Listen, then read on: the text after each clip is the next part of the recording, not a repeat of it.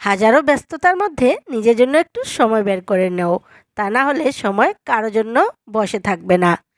তাহলে চলো শুরু করি আজকের ব্লগটা। আমি কণিকা, শিলচর আসাম থেকে।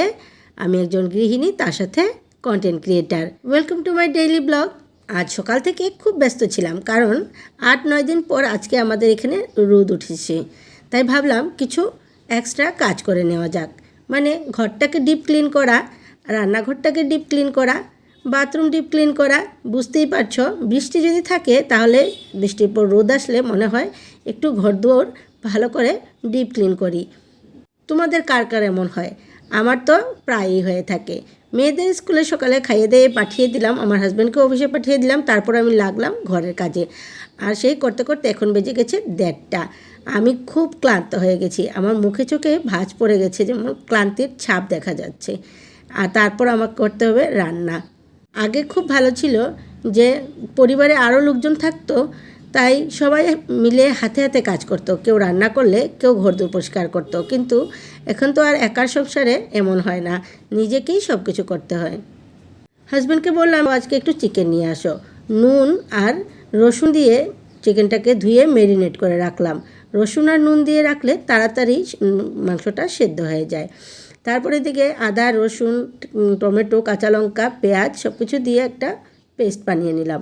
আর এদিকে মশলা দিয়ে দিলাম মাংসতে ধনে গুঁড়ো, জিরে গুঁড়ো, শুকনো লঙ্কার গুঁড়ো, হলুদ গুঁড়ো আর কাঁচা সর্ষের তেল আর নুন। আর এদিকে যে গ্রাইন্ড করে রেখেছিলাম মশলাটা, মানে আদা রসুনের পেস্টটা, সেটা দিয়ে ভালো করে মাংসটা মেখে রেখে দিলাম।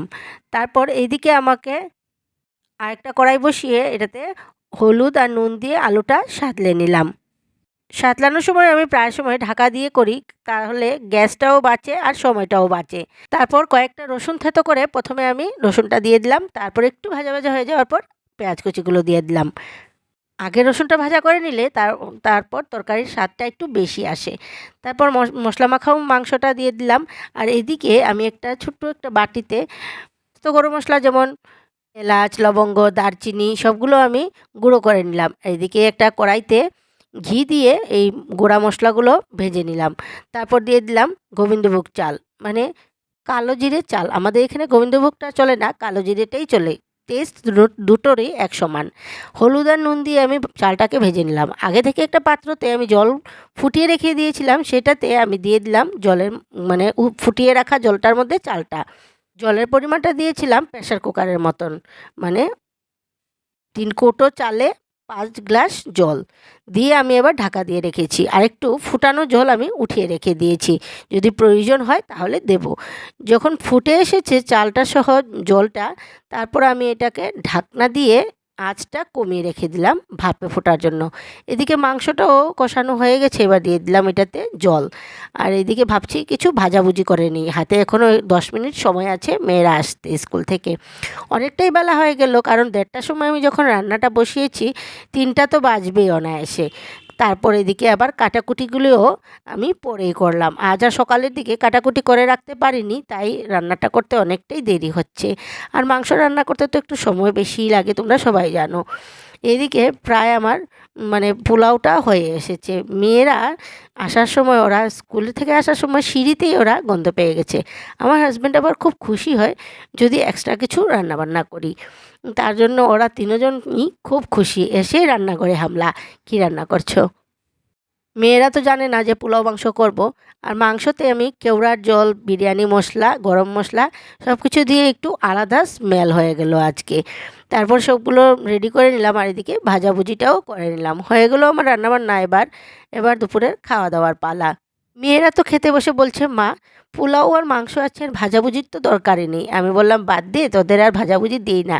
এই সবাই মানে ওরা অবাক, বলছে ভাজাভুজি যখন করেইছো তাহলে একটা একটা দিয়েই দাও। আমি বললাম আমি তো মজা করছিলাম রে, তোদেরকে না দিয়ে কি আমি খেতে পারি? তোদের জন্য তো করেছি, আমি কি একা একা খাবো তোদেরকে রেখে? এ কি হয়? তারপর লাঞ্চ তো রেডি, দেখতে পাচ্ছ খুবই ভালো হয়েছিল খেতে। মেয়েরা তো দুপুরবেলা খেয়ে আবার রাতের বেলাও সেমই খেয়েছে। আর ওরা বলছে, মা মাঝে মাঝে তো পোলাও মাংস করতেই পারো, তেমন তো কিছু আসে যায় না। আমি বললাম না, করা তো যায়, ডেইলিও খাওয়া যায়, কিন্তু এই এত তেল ঘি বেশি খাওয়া ঠিক না, তাই আমরা মাঝে মধ্যেই করে থাকি। ওরা তো ছোটো, ওরা তো এত কিছু বুঝে না, ওদের তো শুধু খালি ভালো ভালো খাবার হলে হয়ে যায়, এছাড়া তো ওদের আর কিছু এত জ্ঞান নেই। খাওয়ার পর একটু আজকে আচার নিয়ে বসলাম। আমের আচারগুলো অনেক দিন থেকেই করে রেখেছি। আমার ঘরে আচারটা ততটা কেউ খায় না। আমি ভাবলাম আমিই খাই।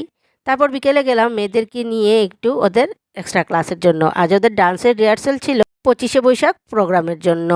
ডান্সের মিস আসতে একটু বাকি ছিল। আমি বললাম আমাকে কয়েকটা ছবি তুলে দে। এত ব্যস্ততার মধ্যেও নিজের জন্য যদি একটু সময় না বের করি তাহলে তো ব্যস্ততায় জীবন আমার কেটেই যাবে, একদিন বুড়ো হয়ে যাব। তাই বলছি যে আমাকে একটু ছবি তুলে দে, তাহলে আমি দু একটা ছবি ভিডিও আপলোড করতে পারবো। আজ যে ছবিটা তুলে রাখবো আগামীকালের সেটা আমার হয়ে যাবে স্মৃতি। তাহলে আজকে আর বকবক না বাড়িয়ে ভিডিওটা আমি এখানেই শেষ করছি। ফিরে আসছি আবার নতুন একটা ব্লগ নিয়ে। ততক্ষণ পর্যন্ত টাটা।